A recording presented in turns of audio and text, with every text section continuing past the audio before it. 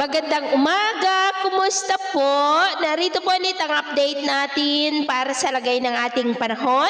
Ngayong umaga po ng February 9, 2025. Sa ngayon po ay patuloy pa rin na malakas ang bugso ng hanging amihan at ito po ay nakakaapekto dito sa Northern Luzon at Central Luzon. Habang ang shearline naman o yung hangganan ng malamig na hanging amihan at mainit na easterlies ay nagdudulot naman ng cloudy skies with isolated light to heavy rain sa Southern Luzon at silangang bahagi po ng Visayas. Habang easterlies naman ang nakakaapekto po ngayon sa may Mindanao. At sa ating long range forecast, consistent pa rin po na walang bagyo na namamataan na tatawid sa ating kalupaan for the next 2 weeks. Pero asahan pa rin natin ang mga pag-uulan lalo sa silangang bahagi ng ating bansa, dulot yan ng mga iba't ibang weather system.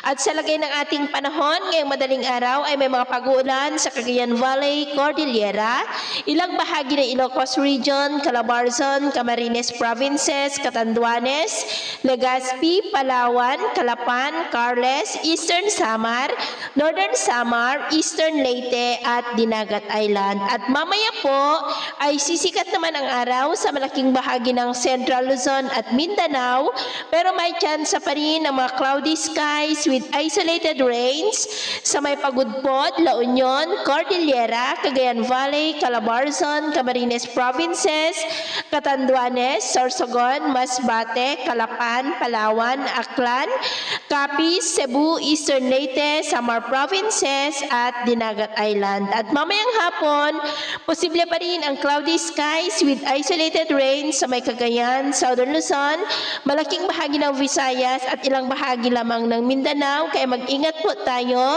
dahil posible pa rin ang mga banta ng mga pagbaha at pagguho ng lupa.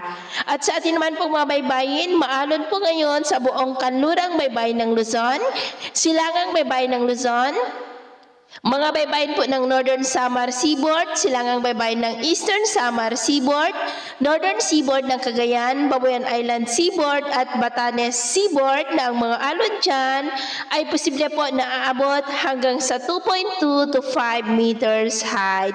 Kaya hanggat maaari po, iwasan na muna natin ang papalaot dyan sa mga may kulay pula para po mas makaiwas sa mga sakunang pangkaragatan.